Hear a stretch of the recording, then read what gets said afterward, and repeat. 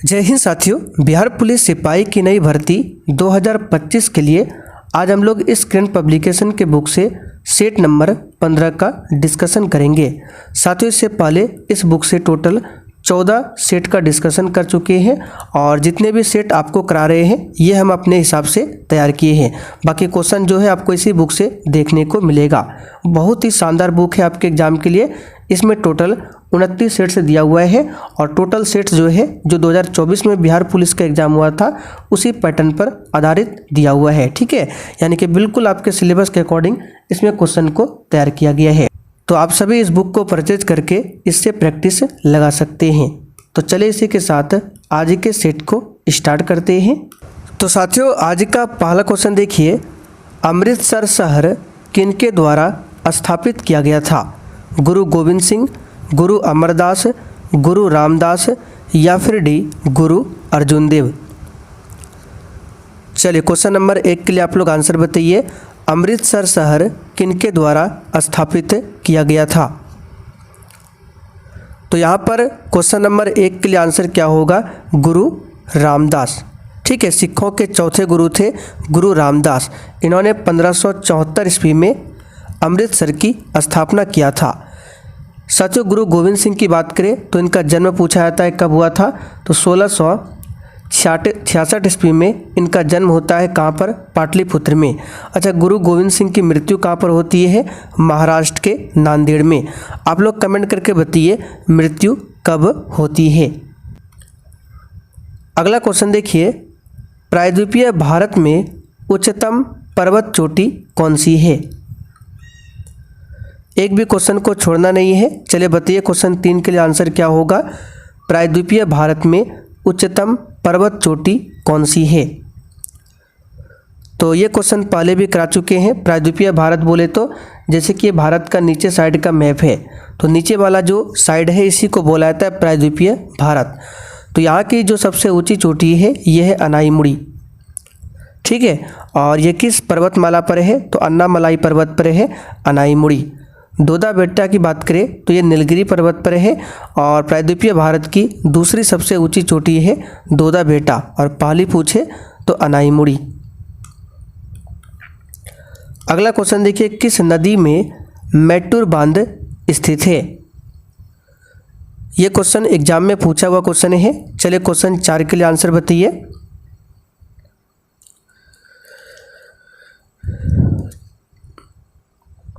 तो देखिए, मैटूर बांध की बात करें ये आपका है कावेरी नदी पर।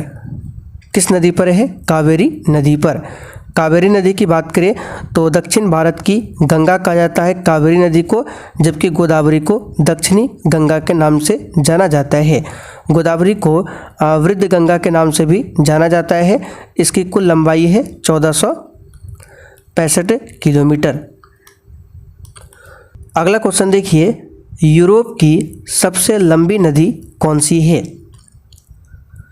चलिए क्वेश्चन नंबर 5 के लिए आप लोग आंसर कीजिए। और साथियों, आपका जो क्लास बिहार पुलिस का है पिछले 2 दिनों से बंद था और आज भी 7:30 बजे वाली जो क्लास है उसको बंद रखा गया है।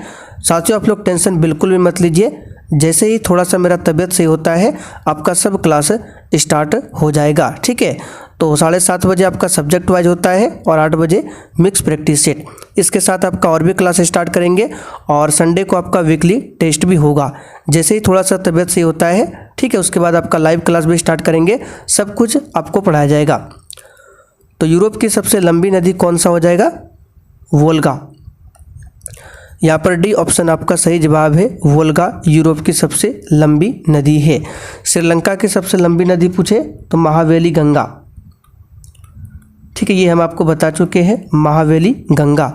और भारत की सबसे लंबी नदी आप सभी जानते हैं गंगा, जिसकी लंबाई है 2525 किलोमीटर। अगला क्वेश्चन, आर्थिक समानता के बिना राजनीतिक स्वतंत्रता एक भ्रम है, यह कथन किसका है?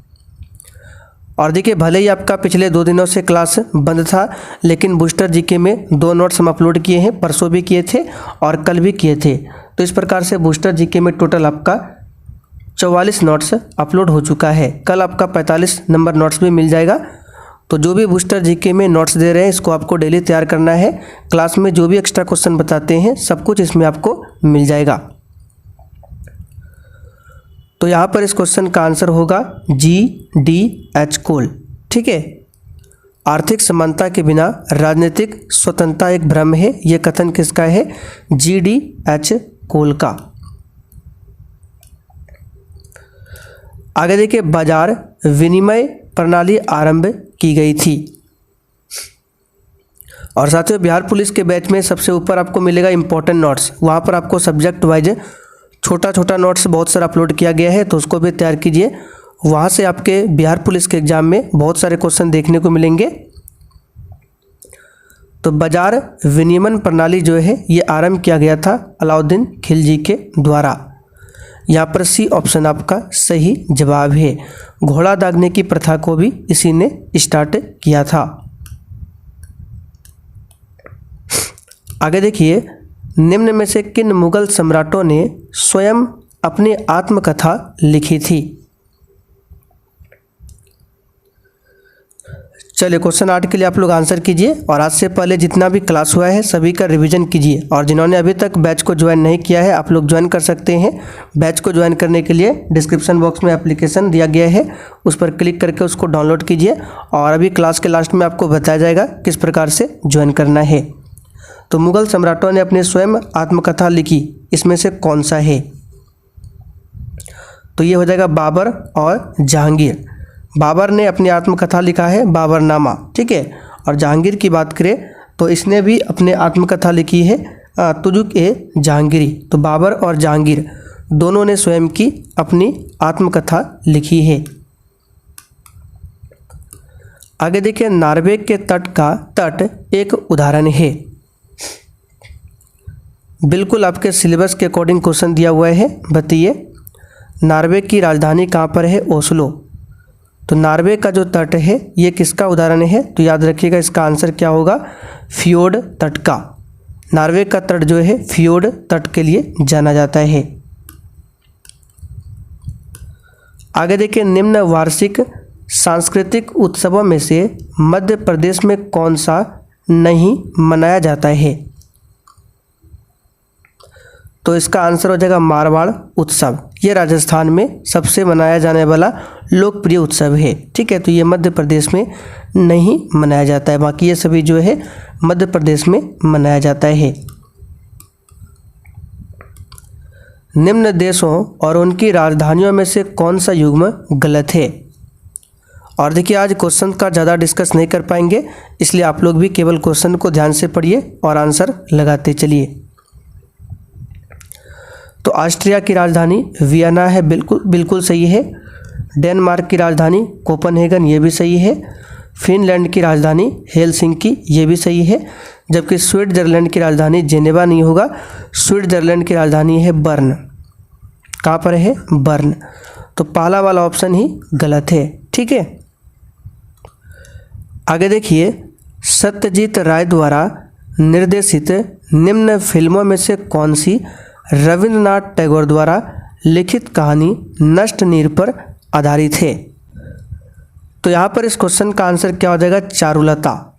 ठीक है, बी ऑप्शन यहाँ पर आपका राइट आंसर है, चारुलता। आगे देखिए, निम्न में से कौन सी साहित्यिक रचना R.K. नारायण द्वारा नहीं लिखी गई थी? R.K. नारायण से संबंधित भी क्वेश्चन एग्जाम में बनता है। तो यहाँ पर इसका आंसर है डी ऑप्शन, गार्डनर। गार्डनर के लेखक कौन थे? रविन्द्रनाथ टैगोर। बाकी ये सभी जो है R.K. नारायण की रचना है। आगे देखिए, दुनिया की पहली महिला प्रधानमंत्री का नाम बताइए। और साथियों जैसे क्लास खत्म हो जाएगा इसका पूरा PDF आपको आंसर के साथ मिल जाएगा बिहार पुलिस के बैच में। तो इसका आंसर हो जाएगा श्री माओ भंडार नायके। ये विश्व में प्रथम महिला प्रधानमंत्री बनी थी। कहाँ की बनी थी? तो श्रीलंका की। आगे देखिए, संघ राज्य क्षेत्र पुदुचेरी की डैश के साथ सीमा नहीं है। देखिए पुदुचेरी की बात करें तो 8 केंद्र शासित प्रदेश में से एक है पुदुचेरी। और पुदुचेरी जो है अलग अलग क्षेत्रों में फैला हुआ है। जैसे कि पुदुचेरी की बात करें तो ये फैला हुआ है पुदुचेरी में, पहला पार्ट है पुदुचेरी में, दूसरा है कराईकल में, तीसरा है माहे और चौथा है यनाम। ठीक है, तो पुदुचेरी जो है पुदुचेरी, कराईकल, माहे और यनाम के क्षेत्र में शामिल है, जिसमें पुदुचेरी भाग जो है ये आपका आता है किसमें, तो पुदुचेरी और कराईकल दोनों, ये पुदुचेरी का ही अलग अलग पार्ट है। ठीक है, एरिया है, तो पुदुचेरी और कराईकल ये दोनों आता है तमिलनाडु के क्षेत्र में। जबकि यनम की बात करें, यनम और माहे, यनम और माहे ये आपका आता है आंध्र प्रदेश और केरल के परिक्षेत्र में, यानी कि यनम जो है आंध्र प्रदेश और माहे जो है ये आपका आता है केरल के परिक्षेत्र में। तो आंध्र प्रदेश से भी टच करता है पुदुचेरी की सीमा, केरल से भी करता है, तमिलनाडु से भी करता है, जबकि कर्नाटक से नहीं करता है। फिर से एक बार रिपीट कर देते हैं, पुदुचेरी का दो क्षेत्र, पुदुचेरी और कराईकल ये तमिलनाडु से टच होता है, यनम आंध्र प्रदेश से टच करता है और माहे जो है ये डिस्ट्रिक्ट, माहे डिस्ट्रिक्ट तमिलनाडु से टच करता है। तो यहाँ पर आंसर क्या होगा, कर्नाटक। विश्व की सबसे कम जनसंख्या वाला देश कौन सा है? तो सिंपल सा क्वेश्चन है, वेटिकन सिटी। ब्रह्मपुत्र नदी के तट पर कौन सा शहर स्थित है?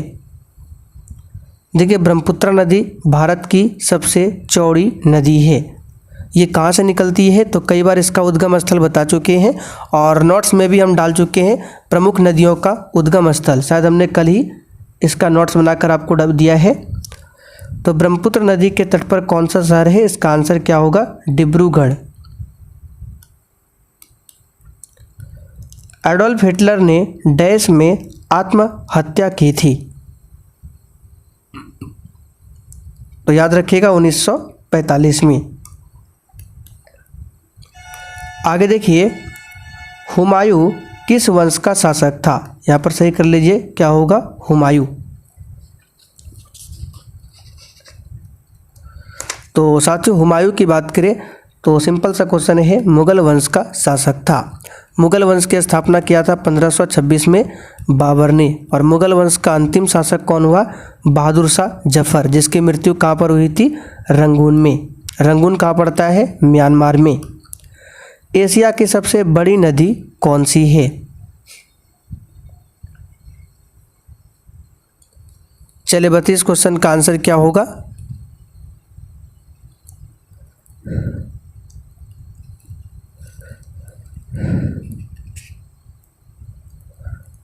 चलिए इस क्वेश्चन का आंसर आपका क्या हो जाएगा, तो एशिया की सबसे बड़ी नदी है यांगत्सी।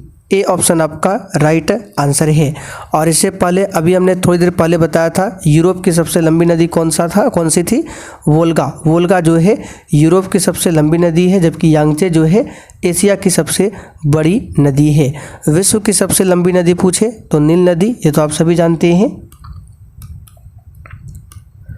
एक अंग्रेजी दार्शनिक और चिकित्सक जॉन लॉक के अनुसार कौन सा एक प्राकृतिक अधिकार नहीं है?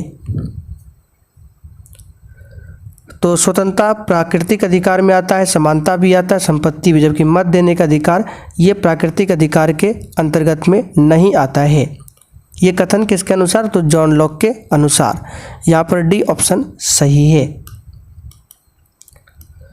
विजयनगर की कला उदाहरण मिलता है?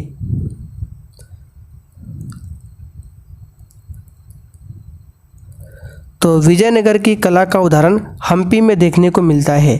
ठीक है, बी ऑप्शन यहाँ पर आपका सही जवाब है और यह कर्नाटक राज्य में स्थित है। सोमनाथ कहाँ पर है, गुजरात में है सोमनाथ मंदिर। आगे देखिए, कैमूर पठार किसके लिए प्रसिद्ध है? तो साथियों, कैमूर का पठार जो है ये चूना पत्थर के लिए प्रसिद्ध है। किसके लिए, चूना पत्थर के लिए। अच्छा, बॉक्साइट किसका अयस्क है, तो एल्युमिनियम का अयस्क है बॉक्साइट। आगे देखिए, कुचिपुड़ी नृत्य शैली का उद्गम हुआ है? चलिए बताइए इस क्वेश्चन का आंसर क्या होगा। तो कुचिपुड़ी जो है आंध्र प्रदेश का शास्त्रीय नृत्य है। केरल का शास्त्रीय नृत्य क्या है? तो यहाँ पे लिख देते हैं कथकली। कथकली और मोहिनीअट्टम, ये दोनों केरल का शास्त्रीय नृत्य है। तमिलनाडु का शास्त्रीय नृत्य क्या है? तो भरतनाट्यम। और उत्तर प्रदेश यानी उत्तर भारत का क्या है? तो याद रखिएगा, यहाँ पे लिख देते हैं कथक। कथक जो है उत्तर भारत या फिर उत्तर प्रदेश का शास्त्रीय नृत्य हो जाएगा। भारतीय संविधान की 7वीं अनुसूची किससे संबंधित है?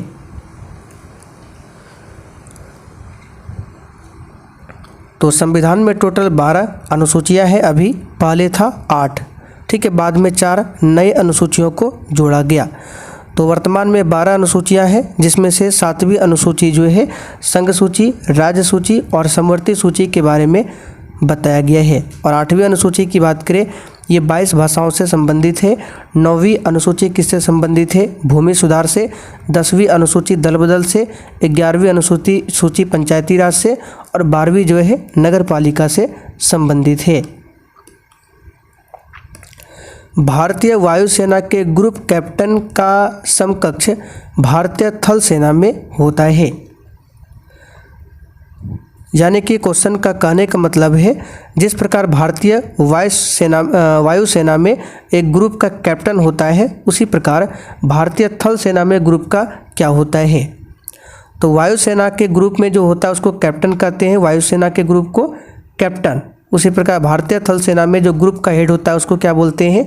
तो उसको बोलते हैं कर्नल, ठीक है, कर्नल बोलते हैं थल सेना में, जबकि वायुसेना के ग्रुप में जो होता है उसको बोलते हैं कैप्टन। आगे देखिए, भारत में किस ब्रिटिश गवर्नर जनरल ने हड़प नीति का चलन प्रारंभ किया था?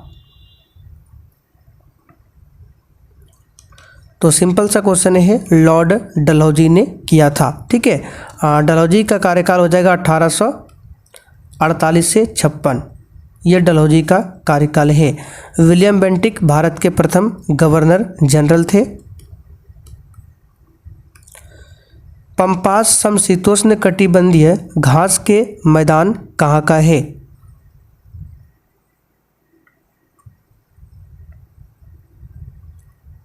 चलिए बताइए इस क्वेश्चन का आंसर क्या होगा। तो पंपास जो है ये हो जाएगा कहाँ का? तो ये हो जाएगा अर्जेंटीना। ए ऑप्शन आपका सही है, अर्जेंटीना। आगे देखिए, लोकसभा में कितनी सीटें अनुसूचित जाति और अनुसूचित जनजाति के प्रतिनिधियों के लिए आरक्षित है? अनुसूचित जाति यानी कि एससी और एसटी दोनों के लिए कितना सीट आरक्षित है लोकसभा में, आपको बताना है। तो अनुसूचित जातियों के लिए लोकसभा में 84 सीट है और अनुसूचित जनजाति के लिए 47। तो दोनों को जोड़ दीजिए, 7 4 11, 8 4 12 13, तो टोटल हो जाएगा 131, ठीक है। इसका नोट्स भी बनाकर हम आपको दे देंगे डिटेल्स में। लोथल की खुदाई में से किस सभ्यता का पता चला? चले बताइए साथियों, हो सकता है आज ही आपको नोट्स मिल जाए बूस्टर जीके का सेट नंबर 45। तो लोथल की खुदाई से किस सभ्यता का पता चला? आंसर है सिंधु घाटी की सभ्यता। ए ऑप्शन यहाँ पर आपका सही है। भारत में संभावित तेल स्रोत है? तो संभावित में बोला गया है, तो संभावित तेल स्रोत जो है असम है, अरुणाचल प्रदेश है, गुजरात भी है, महाराष्ट्र भी है, ओडिशा, तमिलनाडु, त्रिपुरा, ठीक है। ये सभी स्टेट जो है तेल संभावित क्षेत्र है। तो तमिलनाडु, असम, गुजरात यहाँ पर सभी हो जाएगा। बिहार के गया संग्रहालय की स्थापना कब हुई थी? बिहार से संबंधित क्वेश्चन है, इंपॉर्टेंट होगा। और साथियों स्पेशल बिहार जीके का भी आपको नोट्स दिया गया है, टोटल 5 नोट्स डाल चुके हैं स्पेशल बिहार जीके में, तो उसको अच्छा से याद कर लीजिएगा। तो गया संग्रहालय की स्थापना 1970 में किया गया था, 1970 में। बिहार में ज्ञान निकेतन पुस्तकालय कहाँ पर स्थित है?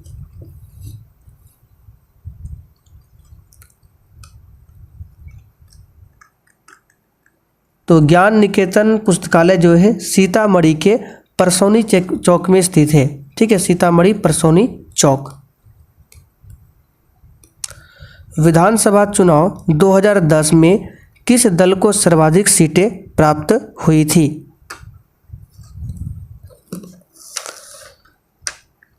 तो साथियों, बिहार विधानसभा चुनाव 2010 में नीतीश कुमार के नेतृत्व में राष्ट्रीय जनतांत्रिक गठबंधन की सरकार बनी थी। ठीक है, कौन सा? राष्ट्रीय जनतांत्रिक गठबंधन की सरकार बनी थी। तो यानी कि जेडीयू बोल सकते हैं। यहाँ पर देखिए बी ऑप्शन में दिया हुआ है जेडीयू, जनता दल यूनाइटेड। आगे देखिए, बिहार के सोनपुर का मेला किस दिन आयोजित होता है? सोनपुर मेला से संबंधित भी क्वेश्चन पिछली बार पूछा गया था 2024 में। ठीक है, और 2-3 शिफ्टों में क्वेश्चन यहाँ से आया था। तो एशिया का सबसे बड़ा पशु मेला लगता है बिहार के सोनपुर में, और ये किस दिन आयोजित होता है? आंसर है कार्तिक पूर्णिमा। ठीक है, गंगा और गंडक के संगम पर कार्तिक पूर्णिमा के दिन हरिहर क्षेत्र में ये मेला का आयोजन होता है। बिहार के पटना कला के अंतर्गत निर्मित चित्रों में सामान्यतः किस विषय का चित्रण हुआ है? तो बिहार के पटना कला के अंतर्गत निर्मित चित्रों में बिहार का सामान्य जीवन का चित्रण हुआ है। ठीक है, बिहार के सामान्य जीवन का चित्रण हुआ है। 18वीं शताब्दी के भारतीय युद्धों के संदर्भ में पैदल सेना के सैनिकों द्वारा इस्तेमाल की जाने वाली भारी बंदूक को निम्न में से क्या कहा जाता था? तो इसको मस्कट कहा जाता था। ये सब क्वेश्चन याद रखिएगा। ठीक है, स्टैटिक जी के क्वेश्चन में आता है। प्रथम आधुनिक ओलंपिक खेलों की शुरुआत 6 अप्रैल 1896 को कहाँ पर हुई थी? तो ये क्वेश्चन भी आएगा एग्जाम में, याद रखिएगा। एथेंस, पहला आधुनिक ओलंपिक खेल जो है एथेंस ग्रीस में आयोजित किया गया था। कब? 1896 में। दिल्ली के सुल्तानों के शासनकाल के दौरान एक पांडुलिपि तैयार करने के लिए 4 चरण आवश्यक होते थे। तो निम्नलिखित में से कौन सा चरण उनमें से एक नहीं था? तो दिल्ली के सुल्तानों के शासनकाल के दौरान पांडुलिपि के निर्माण में कितने चरण थे? 4। पहला था कागज तैयार करना, दूसरा था पाठ लिखना, तो पाठ लेखन तो हो गया। तीसरा था महत्वपूर्ण शब्दों और अंशों को उजागर करने के लिए सोना पिघलाना। ठीक है, सोना पिघलाना। फिर से रिपीट कर देते हैं। पहला था कागज तैयार करना, दूसरा था पाठ लिखना, तीसरा था महत्वपूर्ण शब्दों और अंशों को उजागर करने के लिए सोना पिघलाना, और लास्ट था बाइंडिंग तैयार करना। तो बंद या बाइंडिंग बनाना ये भी हो जाएगा।